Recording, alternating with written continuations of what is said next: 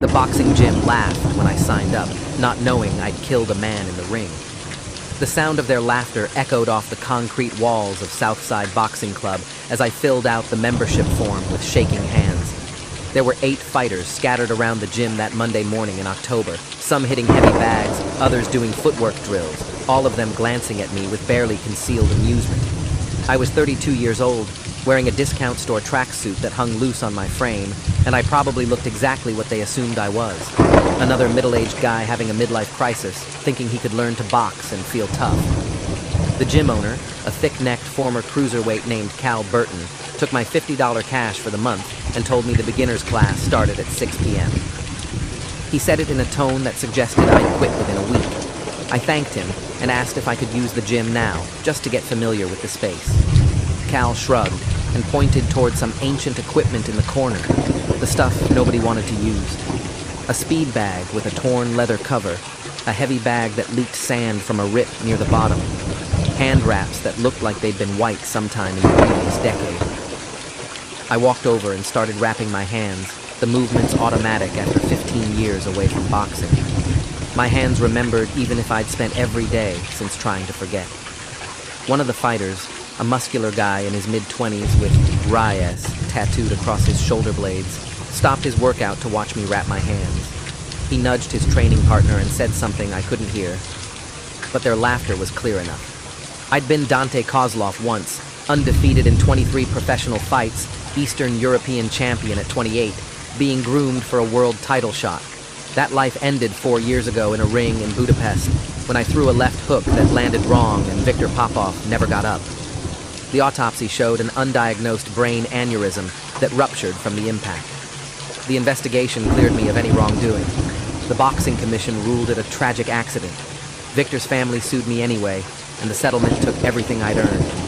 But none of that mattered compared to the fact that I'd killed a man doing something I loved, and I watched him die while 8,000 people screamed around us. I'd stopped boxing that night and moved to America a year later with a new name, a fake resume, and enough guilt to fill the Atlantic Ocean. My wife left me 6 months after the fight, unable to look at my hands without seeing them as weapons. My trainers and promoters moved on to other fighters, and I spent 3 years working construction jobs under the name Danny Cole, lying awake at night seeing Viktor's eyes roll back in his head every time I closed my own. I came to Southside because I needed to know if I could still do it, if I could throw a punch without feeling Viktor's skull crack under my glove. The nightmares had been getting worse, and my therapist said confronting the trauma might help, though she'd meant talking about it in group sessions, not actually returning to a boxing gym. I'd driven past Southside for 3 months before finally walking in this morning, and the moment I wrapped my hands, I felt 15 years of muscle memory flooding back. I hit the heavy bag 3 times, testing my form, feeling the impact travel up my arm. The bag was old and too light, but the feeling of leather connecting with canvas brought tears to my eyes. I'd forgotten how much I missed this, forgotten that boxing had been my salvation before it became my nightmare. I was born in Moscow to an alcoholic father and a mother who worked 3 jobs to keep us fed. Boxing gave me purpose, discipline, a way out of the poverty that crushed everyone around us. My trainer, Boris Fedorov, saw something in me at age 12 and spent the next decade molding me into a fighter who could have been great. Could have been. Past tense. Everything about my life was past tense now. Reyes walked over while I was hitting the bag, his arms crossed, a smirk on his face. Yo, old man, you're gonna hurt yourself swinging that hard. This ain't a Tay-Bo class. His training partner laughed, a skinny kid with a neck tattoo that said, "Fearless," in elaborate script. I stopped hitting the bag and turned to face them, keeping my expression neutral. Reyes was maybe 175 pounds, welterweight division. Probably had 15 amateur fights and thought that made him a tough guy. I'd fought and beaten men twice as skilled before I was 20. But I wasn't here to prove anything to him, so I just nodded and said I'd be careful. That made him laugh harder. He told his partner that the gym was getting soft, letting anyone walk in off the street. The partner agreed and said Cal should charge extra for old guys who wanted to pretend they were fighters. I turned back to the bag and hit it 6 more times. Each punch landing exactly where I wanted it, the impact solid and controlled. Reyes stopped laughing and watched more carefully. His partner said something to him I couldn't hear, and they walked away, but I could feel Reyes watching me from across the gym for the next 10 minutes. Cal came over after my workout and asked where I'd learned to hit a bag properly. I said I'd done some boxing when I was younger, nothing serious. He studied my face for a moment, his eyes narrowing slightly, and I worried he might recognize me. 4 years wasn't that long, and my fights had been televised across Europe. I'd aged badly since then, lost 20 pounds of muscle, grew a beard, and wore glasses I didn't actually need. But my face was still my face, and if Cal had followed European boxing at all, he might make the connection. He asked what gym I'd trained at before, and I lied and said a small place in Philadelphia that closed down years ago. Cal accepted that and told me I had decent form for someone who claimed boxing wasn't serious. He said if I kept coming regularly, he might let me spar with some of the beginners. I thanked him and left before he could ask more questions, my hands trembling as I drove home to my studio apartment in a building where the heat barely worked and the neighbors sold drugs in the stairwell. That evening, I almost didn't go back for the beginners class. I sat in my car outside the gym for 20 minutes, watching other students arrive, all of them younger and more eager than I felt. But I'd paid for the month, and more importantly, I needed to know if I could do this. The class had 12 people, mostly men in their 20s and 30s with a few women mixed in, all of them new to boxing. The instructor was a former lightweight named Tommy Greer, who'd had a decent career before a detached retina ended it. He walked us through basic stance, how to make a proper fist, how to throw a jab without hurting our wrists. It was information I'd learned at age 12, but I followed along and made the same mistakes the other beginners made. Tommy corrected my stance twice, even though I could have taught the class myself. After 45 minutes of fundamentals, Tommy paired us up for light pad work. I got partnered with a guy named Lucas, who worked in IT, and said he'd always wanted to try boxing after watching those viral videos of street fights. He held the pads wrong, and I adjusted them for him, showing him the proper angle and how to absorb impact. When it was my turn to hit, I threw soft jabs that barely moved the pads, playing the role of uncertain beginner. Lucas said I was pretty good for my first day, and I thanked him while dying inside. The second week, Reyes started paying more attention to me. He'd stop his training to watch when I was on the heavy bag, studying my combinations and footwork. I tried to keep everything basic and slow, but muscle memory kept taking over. My body wanted to move the way Boris had taught me, wanted to slip and counter and pivot the way I'd done thousands of times. After one session, Reyes approached me in the locker room and asked directly if I'd fought professionally. I said no, just amateur stuff years ago, nothing worth mentioning. He didn't look convinced. He said my hands moved too clean for an amateur, that I had the relaxation and timing of someone who'd been in real fights. I told him he was giving me too much credit, that I'd just watched a lot of training videos online. Reyes laughed and said watching videos didn't teach you how to sit down on your punches the way I did. His partner, whose name I'd learned was Andre, suggested maybe I was a washed-up pro trying to hide my past. The comment hit too close to truth, and my face must have shown something because both of them went quiet. I grabbed my bag and left without responding, my heart pounding from more than just the workout. Cal pulled me aside the next day before I started training. He said some of the fighters were asking questions about my background, and he needed to know if I was being honest about my experience. I could see the suspicion in his eyes, the way he was measuring me, trying to decide if I was worth the trouble. I told him the truth, or a version of it. I said I'd boxed seriously when I was younger in Europe, had some amateur success, but quit after a bad injury and hadn't fought in years. I didn't mention the name Dante Kozlov, or the 23 professional wins, or the fact that I'd killed a man. Cal processed this and said he appreciated the honesty, but wondered why I was pretending to be a beginner. I explained that I'd been away from boxing for a long time and wanted to ease back in slowly. Didn't want attention or pressure or expectations. Cal seemed to accept this. He said the gym had a few guys with shady pasts who'd reinvented themselves, and as long as I wasn't causing problems, he didn't care what I'd done before. He did say that if I kept attending beginner classes while clearly being advanced, it would be disrespectful to Tommy and the other students. He suggested I join the competitive team practices instead, where the skill level would match mine better. I agreed, knowing I'd just lost my cover. The competitive team trained every morning at 5 a.m., and consisted of 8 fighters ranging from amateur prospects to regional professionals trying to climb the ranks. Reyes was there, along with Andre and 5 others, including one female fighter named Jasmine Okafor, who'd won the state championship 2 years running. They all looked at me with curiosity when I showed up that first morning at 5 a.m., none of them sure what to make of the quiet guy from beginner's class who apparently had serious experience. Cal introduced me as Danny and said I'd be joining their training group. Reyes immediately asked if we could spar, and Cal said maybe in a few weeks once he'd evaluated my current condition. The workout was intense. 2 hours of combinations, footwork drills, heavy bag work, speed bag, conditioning exercises that left everyone gasping. I kept pace with them, and by the end, several fighters were watching me with new respect. Jasmine asked me afterward what weight class I'd fought in, and I told her middleweight. She said I was too skinny for middleweight now and looked more like a welterweight. I said I'd lost weight since quitting boxing, which was true. I'd lost weight from stress and guilt, and not caring whether I ate or slept or existed. 2 weeks into training with the competitive team, Cal announced that the gym would be hosting a smoker event in 3 weeks, an unsanctioned amateur boxing night where local gyms brought fighters to compete in front of a small crowd. He said everyone on the team was expected to participate, and he started pairing people up for potential matches. When he got to me, he hesitated. He asked if I felt ready to fight, and I said I didn't know. Reyes immediately volunteered to fight me, saying he wanted to see what the mysterious European could do. Cal considered this and said it could work since we were roughly the same size. I started to refuse, started to explain that I hadn't fought in 4 years and wasn't sure I was mentally ready. But something in Reyes's expression, the cocky certainty that he'd beat me easily, made me agree. I needed to know if I could step into a ring again without freezing.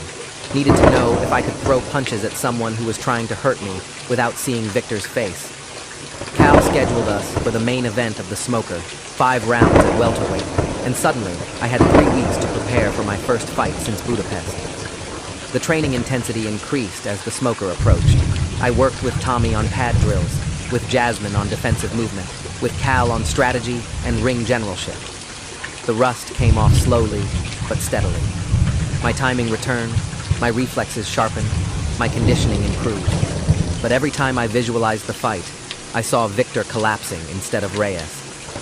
I saw the referee waving off the fight and doctors rushing into the ring and Victor's corner screaming at me in Hungarian while I stood frozen with my gloves still raised. I'd been having nightmares about Budapest since it happened, but they intensified as the smoker date approached. I'd wake up sweating, my hands clenched into fists, my wife's voice echoing in my memory telling me she couldn't be married to someone who killed a man, even if it was an accident. Some nights I'd get out of bed and practice shadow boxing in my tiny apartment at 3 a.m., throwing combinations at invisible opponents until I was too exhausted to dream. My therapist said I was using boxing as both the source of my trauma and the method of processing it, which seemed unhealthy. I stopped going to therapy.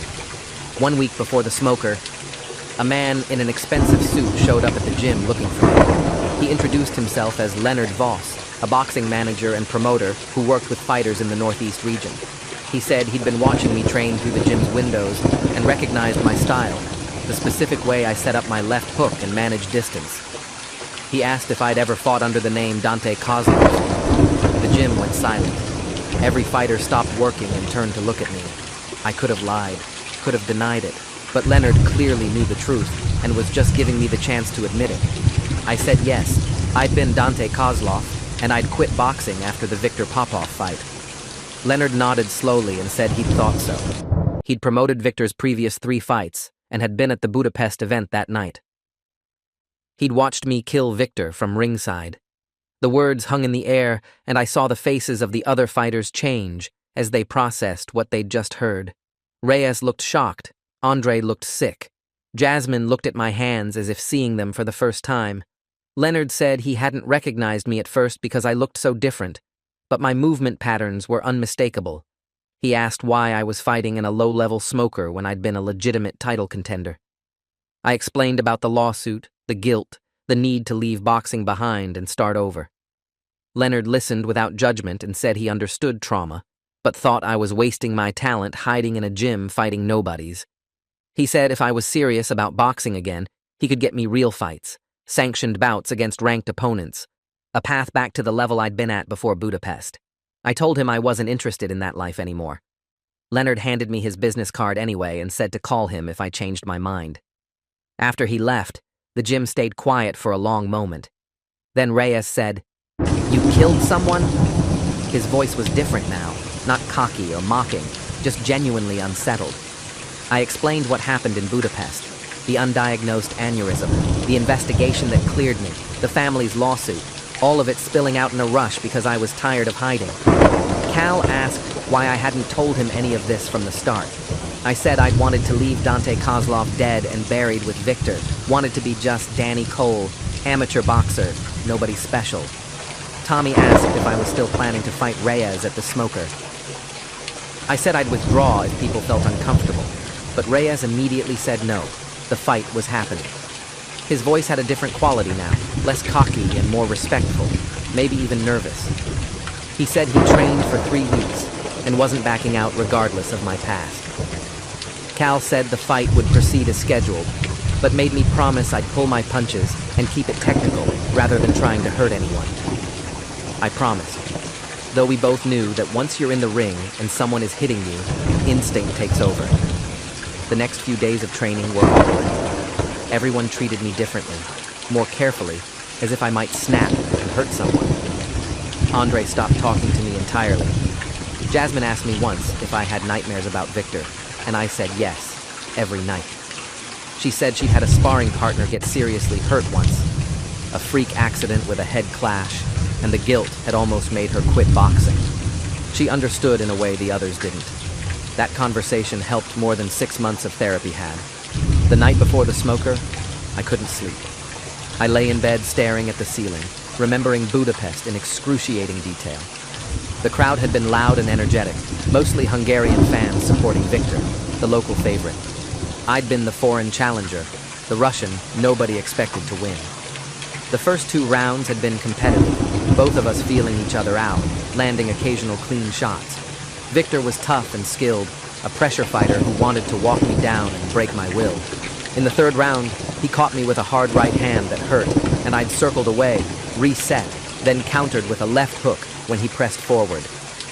The punch landed perfectly on his temple, and Victor's legs went stiff immediately. He fell straight back, his head bouncing off the canvas with a sound I still heard in dreams. The referee counted, but Victor didn't move. At 8 seconds, the ringside doctor jumped in and waved off the count. By 10 seconds, there were 6 people in the ring around Victor's motionless body.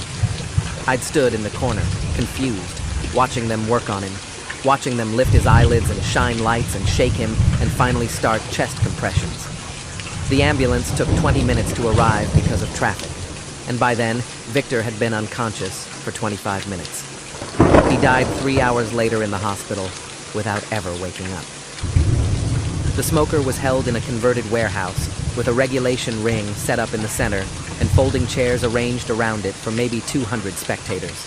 The crowd was smaller than expected, maybe 80 people, mostly friends and family of the fighters, plus some local boxing enthusiasts. Cal had organized 8 bouts, starting with 4-round amateur matches and building toward my fight with Reyes as the main event. I sat in the makeshift locker room, wrapping my hands with the care Boris had taught me 15 years ago, each wrap precise and tight. Tommy came in to check my hands and said I looked calm for someone about to have their first fight in 4 years. I didn't tell him about the panic attack I'd had in the parking lot an hour ago, or that I'd vomited twice from nervousness, or that I'd seriously considered getting in my car and driving back to my apartment. Jasmine had fought earlier and won a decision, and she stopped by to tell me good luck and remind me that Reyes had good speed, but left his right hand low after throwing his jab. Information I'd already noticed, but appreciated hearing confirmed. Andre came in and apologized for being weird after learning about Victor. He said he'd done research and read about the investigation, and knew it wasn't my fault. I thanked him, though his forgiveness didn't make me feel any less guilty. Cal called me to the ring at 9:30 p.m. The crowd was louder now, warmed up by the earlier fights, ready for the main event. I climbed through the ropes and looked across the ring at Reyes, who was bouncing on his toes, throwing shadow punches, looking confident. The referee called us to the center for instructions. Standard smoker rules, 5 2-minute rounds, 16-ounce gloves, no standing 8 count, referee stops the fight if anyone is hurt, or 2 outmatched. Reyes and I touched gloves, and I saw something in his eyes that worried me. He wasn't just here to box. He wanted to prove he could hang with someone who'd been a professional, wanted to test himself against a killer, wanted to show everyone watching that he belonged at a higher level. I recognized that look, because I'd had it myself at his age. The bell rang, and we came out of our corners. Reyes immediately pressed forward, throwing a jab-cross combination that I slipped easily. I circled left, staying out of range, measuring his timing and distance. He threw a hook that missed by inches, and I countered with a light jab that snapped his head back. The crowd reacted, and Reyes' expression hardened. He threw another combination, this one faster and more committed, and I blocked most of it but felt a solid right hand get through my guard and land on my cheekbone. The impact brought back everything. Suddenly I wasn't in a warehouse in America fighting Reyes. I was in Budapest fighting Victor, and the punch that landed on my cheek was Victor's right hand from round 3. I froze completely for maybe 2 seconds, my arms down, my mind locked in the past. Reyes saw the opening and threw a left hook aimed at my head. Instinct took over, and I slipped the punch while simultaneously countering with my own left hook, the same punch that had killed Victor. The punch landed clean on Reyes' jaw and his legs buckled. I saw him falling and saw Victor falling, and they were the same person, the same moment, the same nightmare repeating. Reyes hit the canvas, and I stood over him, my hand still raised, my mind fracturing. The referee pushed me back to a neutral corner and started counting. Reyes was moving, shaking his head, trying to get his bearings. At 6, he got to his knees. At 8, he stood up, wobbly but conscious. The referee checked him and allowed the fight to continue. We had 30 seconds left in the round. Reyes came forward again, hurt but aggressive, and I circled away, refusing to throw punches, just defending and leaving until the bell rang. Between rounds, Tommy told me to stay aggressive, said I had Reyes hurt and should finish him. I couldn't explain that I was terrified of finishing anyone, terrified that one more good punch would put Reyes down permanently. Cal came over and looked at my eyes and knew something was wrong. He asked if I wanted to stop the fight, and I said no, I needed to finish this. Needed to prove I could step in a ring and not kill someone. Round 2 started and Reyes was more cautious, circling and jabbing, trying to recover from the knockdown. I matched his caution, throwing single punches with no power behind them, basically sparring instead of fighting. The crowd started booing, sensing that I was holding back. Reyes got frustrated and started taunting me, telling me to fight him for real, calling me scared and washed up. The taunts didn't work because I was scared of my own hands and what they'd done. Round 3 was more of the same, technical boxing with no real danger for either fighter. By round 4, even the referee looked bored. He told us between rounds to pick up the pace, or he'd stop the fight for inactivity. Reyes must have decided he couldn't win by boxing me, so he changed tactics. He came out in round 4 and rushed me, throwing wild haymakers, trying to land something big. One punch caught me on the temple and stung me badly. I stumbled backward into the ropes and Reyes jumped on me, throwing rapid combinations to my body and head. The crowd was screaming. Tommy was yelling for me to tie him up. Cal was shouting something I couldn't hear. And all I could think about was Victor, about how he'd pressed forward in round 3, just before I threw the punch. About how his family had looked at me in the courtroom during the lawsuit. About how my wife had packed her belongings and left without saying goodbye. Reyes landed another hard shot to my body, and the pain snapped me back to the present. I wasn't in Budapest. Victor was dead, but Reyes was alive and trying to beat me, and I needed to respond, or the referee would stop the fight. I pushed Reyes back, created space, and threw a 3-punch combination that landed clean. Jab, right hand, left hook. The same sequence I'd thrown 10,000 times in training. The left hook landed on Reyes' jaw again, and he went down hard, his eyes rolling back slightly. The referee immediately jumped in and started waving his arms. Fight over. Technical knockout. I'd knocked out Reyes twice in one fight, and the second one looked bad. The referee was checking Reyes' eyes, while his corner rushed into the ring with smelling salts and water. Reyes was conscious, but clearly dazed, not fully aware of where he was. I stood in my corner watching them work on him and felt the familiar cold dread spreading through my chest. What if the second knockdown had done damage? What if Reyes had an undiagnosed condition just like Victor? What if I'd just killed another man in a boxing ring? The crowd was cheering, but all I heard was the screaming from Budapest. Tommy was trying to celebrate with me, but I pushed past him and climbed out of the ring. I walked straight to the locker room, tore off my gloves, and sat on the bench with my head in my hands while having a complete breakdown. Cal found me 20 minutes later, still sitting there, still shaking. He said Reyes was fine, just rattled from the second knockdown, already walking around and talking normally. He'd been cleared by the ringside doctor and would be okay. The words should have been comforting, but they didn't help. I told Cal I couldn't do this again, couldn't step into a ring knowing what my hands could do. Cal sat down next to me and told me that Victor's death wasn't my fault, that anyone who researched the incident knew about the aneurysm and the medical examiner's report. He said boxing was dangerous, and everyone who stepped into a ring accepted that risk. I said I understood that intellectually, but it didn't change how I felt emotionally. Cal asked what I planned to do now. I said I'd go back to construction work and pretend the past 4 weeks never happened. Cal said that would be a waste, that I clearly still had elite skills and could make money fighting professionally again if I wanted. I told him about Leonard Voss's offer and said I wasn't interested in returning to that level of competition. Cal said he understood, but asked me to think about it before making any final decisions. He said the smoker had been a success despite my hesitation, and several people had asked about me afterward, wanting to know if I'd fight again. I didn't return to the gym for a week. I went back to my construction job, pouring concrete and hanging drywall with men who didn't know or care about boxing. My hands hurt from the work, but physical pain was easier to deal with than emotional pain. My therapist, whom I'd started seeing again, said I was running from my trauma rather than processing it. She said until I could forgive myself for Victor's death, I'd never be able to move forward in any meaningful way. I said forgiveness seemed impossible when Victor's family had lost a son and husband because I'd thrown a punch. She asked if I thought Victor would have wanted me to destroy my own life over an accident. I said I'd never met Victor outside the ring, had no idea what he would have wanted, and it felt presumptuous to speculate. The therapy session went nowhere as usual. The construction foreman asked if I was planning to keep working, or if I was going back to whatever I'd been doing before I showed up 4 months ago. I realized I didn't have an answer.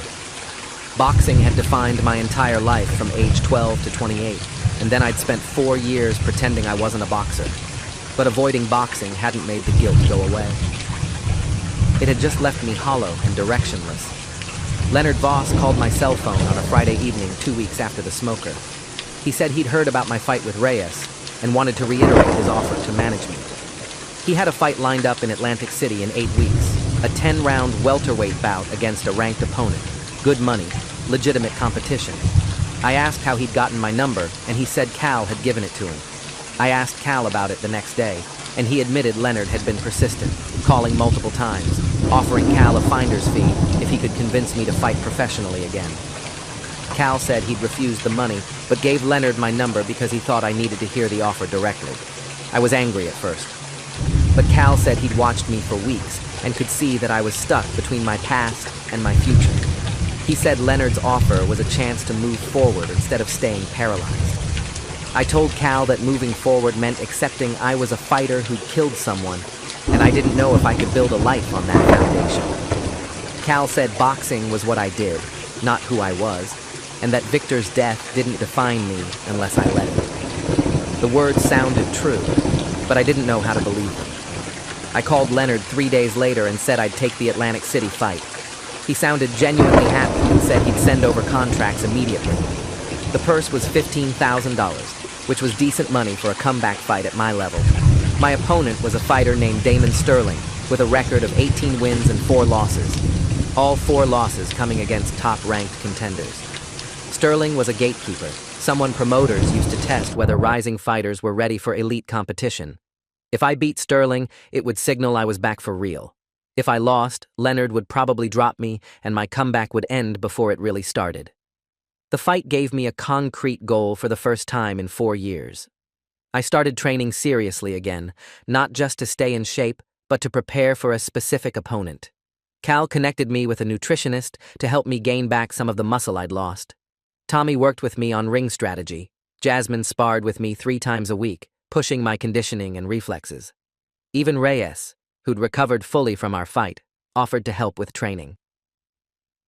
He said getting knocked out by me had taught him more about boxing than winning 20 fights against weaker opponents. I appreciated the maturity he'd shown, and we developed a mutual respect that hadn't existed before. 6 weeks into training camp, an investigative journalist named Stephanie Walden contacted me asking for an interview. She was writing an article about safety protocols in professional boxing and wanted to discuss Viktor Popov's death. I immediately declined, but she was persistent, calling multiple times and eventually showing up at the gym. She said she'd obtained medical records from the Budapest fight through a Freedom of Information request in Hungary, and the records raised questions about the pre-fight medical screening Viktor had received. She showed me documents indicating that Viktor had complained of headaches to the commissioned doctor 2 days before our fight, but the doctor had cleared him anyway without ordering any additional tests. The implication was that the aneurysm might have been detected if proper protocols had been followed, and Viktor's death might have been preventable. I felt sick reading the documents. Stephanie said she was building a case that boxing commissions around the world were failing to properly screen fighters, that Viktor was just one of multiple deaths that could have been prevented with better medical oversight. She wanted my perspective as the fighter who'd thrown the fatal punch. I told her I'd think about it, and she gave me her card, saying the article was running in 3 weeks, with or without my input. I showed the documents to Cal and Tommy, and both of them looked troubled. Tommy said commissioned doctors were often overworked and underpaid, dealing with hundreds of fighters and taking shortcuts to get through the workload. Cal said he'd personally known fighters who'd competed with concussions or other injuries because the doctor's exam was cursory at best. Neither of them excused what had happened to Viktor, but they confirmed that the system had serious problems. I spent the next week thinking about Stephanie's article and what it could mean. If Viktor's death was partially caused by negligent medical screening, then maybe I wasn't entirely responsible. Maybe the guilt I'd been carrying should have been shared with the commissioned doctor who'd cleared Viktor despite warning signs. The thought didn't absolve me completely, but it shifted something in how I understood what had happened. I called Stephanie and agreed to the interview, but only if she'd let me review what she wrote about me before publication. She agreed, and we met at a coffee shop where I spent 3 hours recounting the Budapest fight in excruciating detail. I told her about the punch, the knockdown, the chaos afterward, the investigation, the lawsuit, my wife leaving, everything. Stephanie recorded it all and said my account would be the emotional center of her article, showing the human cost of systemic failure in boxing safety. The article ran 2 weeks before my Atlantic City fight, published in a major sports magazine with nationwide distribution. The headline was, "Preventable Deaths: How Boxing's Failed Safety Protocols Are Killing Fighters." Stephanie's article detailed 6 deaths in professional boxing over the past decade, all involving fighters who'd shown warning signs before their fatal bouts. Viktor's case was featured prominently, with the documents showing his pre-fight headache complaints and the doctor's inadequate response. My interview was included, with quotes about the guilt I'd carried and my belief that better medical screening might have saved Viktor's life. The article sparked immediate controversy. Boxing commissions defended their protocols, saying every fighter death was tragic, but that the sport had inherent risks. Medical experts argued that current screening was insufficient and that MRI scans should be mandatory before every fight. Fighters' advocacy groups demanded reform, and Viktor's family, whom I hadn't heard from in 3 years, issued a statement through their lawyer saying they'd always believed the commission had failed their son and appreciated that someone was finally investigating what had really happened. The statement didn't absolve me, but it acknowledged that I wasn't the only one responsible. The controversy around Stephanie's article brought unexpected attention to my comeback fight. Suddenly, it wasn't just a mid-level welterweight bout in Atlantic City. It was a statement about whether a fighter who killed someone could or should be allowed to compete again. Opinion pieces debated my right to return to boxing. Social media exploded with arguments about trauma, responsibility, and redemption. Some people said I should be banned from boxing permanently as a matter of principle. Others said Viktor's death had been an accident compounded by systemic failure, and I deserved a second chance. Leonard said the controversy was actually good for ticket sales, that the fight would now draw serious attention. I didn't care about ticket sales, I cared about stepping into the ring without destroying another person's life. Cal said the increased scrutiny meant the Athletic Commission would ensure the highest safety standards for my fight, which should provide some comfort. It didn't. Comfort wasn't possible when you'd watched someone die from your punch. I arrived in Atlantic City 3 days before the fight for final preparations and media obligations. The weigh-in was tense, with maybe 50 reporters present instead of the usual handful for a fight at this level. Damon Sterling and I faced off for the cameras, and I could see he was aware of the controversy surrounding me. Someone asked him during the press conference if he was worried about fighting a man who'd killed an opponent. Sterling said he'd reviewed Victor's case thoroughly and didn't hold me responsible, but he planned to win the fight regardless of my past. He was professional about it, which I appreciated. Someone asked me how I could justify returning to boxing after what happened in Budapest. I said I couldn't justify it except to say that boxing was who I was, and running from that hadn't helped anyone. I said I hoped the attention from Stephanie's article would lead to real reforms in fighter safety, so that what happened to Victor wouldn't happen to someone else. The answer satisfied some reporters and outraged others. Leonard pulled me away from the press conference before things could escalate further. The night before the fight, I couldn't sleep. I reviewed footage of Sterling's previous fights, studying his patterns and tendencies. He was a pressure fighter who liked to work the body and break down opponents over the course of 10 rounds. He had good stamina and a solid chin, having never been knocked out despite fighting tough competition. Beating him would require boxing intelligently for the full 30 minutes, not looking for a single knockout punch. That actually made me feel better. I didn't want to knock anyone out. I wanted to win a clear decision where my opponent walked out of the ring, healthy and uninjured. Cal came to my hotel room around midnight to check on me, and I admitted I was terrified of hurting Sterling. Cal said that fear would make me tentative, and tentative fighters got hurt. He said I needed to commit fully to my punches, while trusting the referee to stop the fight if anyone was in real danger. The advice was sound, but hard to internalize when my last committed punch had killed someone. Cal stayed and talked with me until 2 a.m., sharing stories about his own career, the fights he'd won and lost, the injuries he'd sustained and caused, the way boxing had given him purpose even when it took pieces of him in return. His honesty helped more than any motivational speech could have. Fight night arrived, and the arena was surprisingly full, maybe 3,000 people in attendance, far more than a typical mid-level welterweight bout would draw. The controversy had turned the fight into an event. I could hear mixed reactions from the crowd as I made my walkout, some people cheering and others booing, nobody indifferent. Sterling got a warm reception, positioned as the sympathetic opponent facing the controversial killer. The referee called us to the center for instructions, and I noticed he spent extra time explaining the rules, emphasizing that he'd stop the fight immediately if either fighter was hurt. The message was clear. He wasn't taking any chances, given my history. Sterling and I touched gloves and returned to our corners. The bell rang, and we met in the center of the ring. Sterling came forward immediately, establishing his pressure-fighting style, throwing jabs and working to cut off the ring.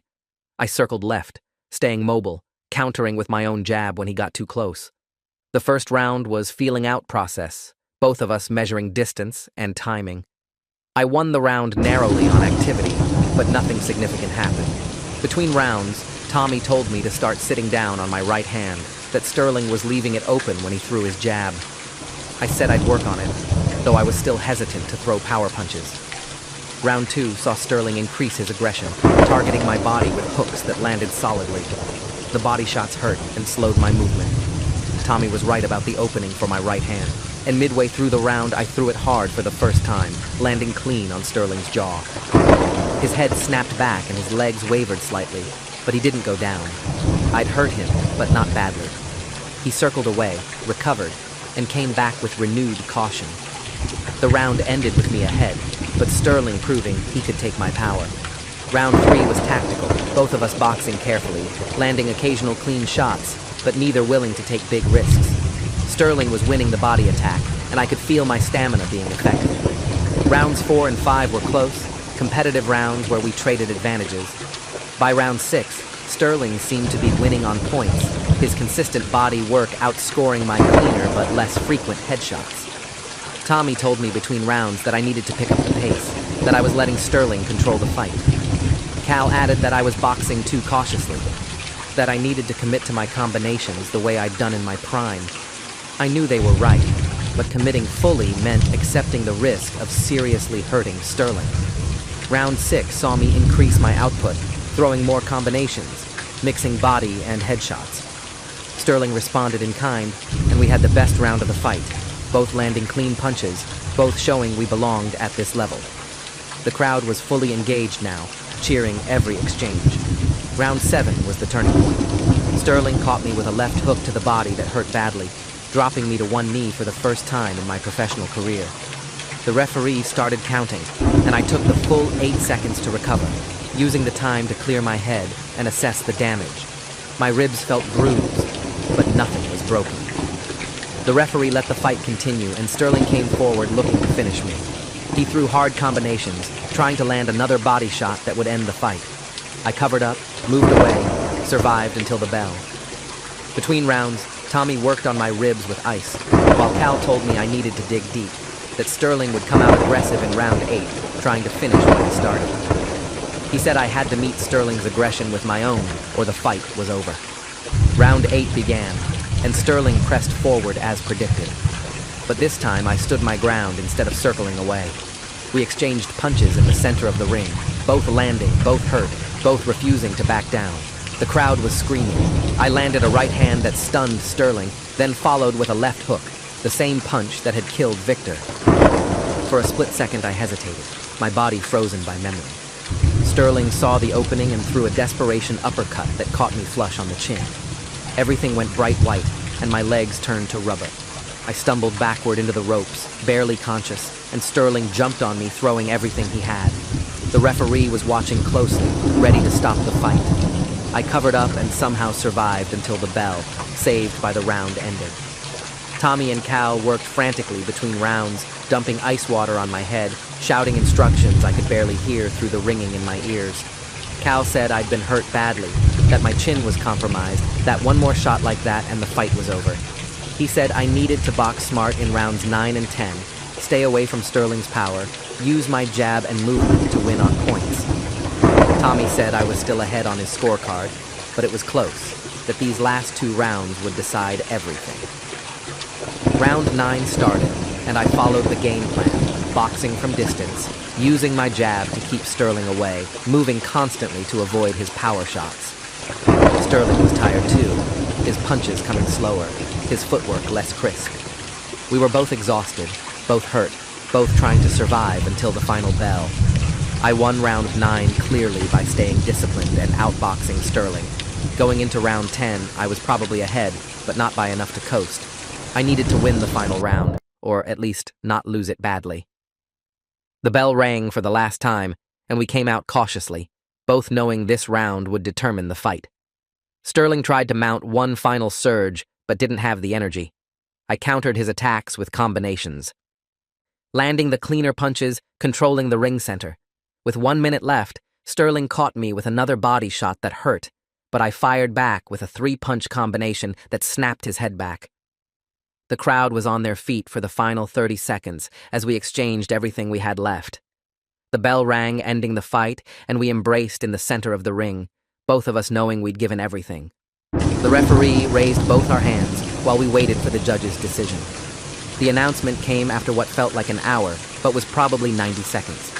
The judges scored it 96-94, 96-94, 95-95, a majority decision for me. I'd won.